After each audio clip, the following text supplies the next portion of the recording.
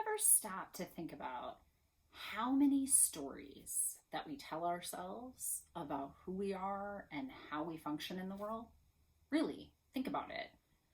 Maybe you tell yourself a story about how you're always behind, you never can be on time to anything, and you're always rushing and you're always checking your watch and you're always getting on top of yourself about how late you are.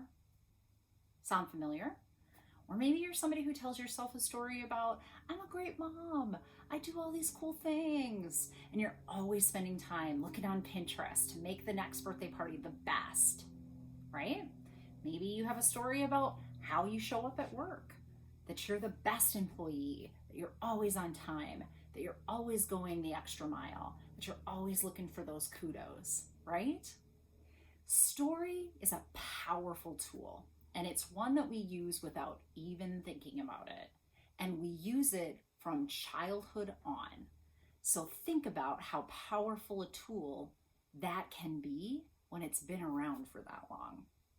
Hi, I'm Dr. Natalie Marr, and on Learn to Love Your Story, obviously, I think story is a really powerful healing tool. It's a powerful framework for certain, but also I think that it is an underutilized therapeutic tool. I mean, think about it. It was kind of the first counseling there ever was, right? Sitting around the campfire, telling the story of something, telling it over and over and over, making meaning in our lives, passing down our history, all orally, by talking, by telling a story. And stories are powerful because it isn't just words. I know that story when we read it might be, type on a page. However, story is actually something that creates an image for us, right? It creates for us a place that we go that isn't here and now, that has a storyline, that has some sort of metaphorical ability to apply to what our lived experiences are.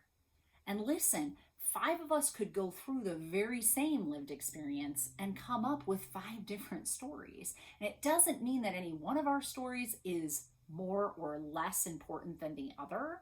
It means that different perspectives bring different authorship, different narratorship, different editing to the very same lived experience. I want you to think about how could you be using story in your life? And if you thought about your life like a story, do you love it? And if you don't, man, I have some tips and tricks for you I would love to share so that you can learn to love that story. And I promise you it is possible. It doesn't mean that everything in our life goes well. You don't have to rewrite the story in a way that there's never a negative thing. It's not how stories work.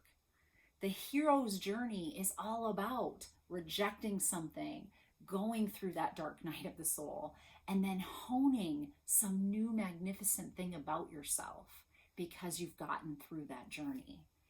This is how you will learn to wrap yourself around all experiences in your life and love them anyway. Stay compassionately self-aware on your journey, and I promise that you too can learn to love your story.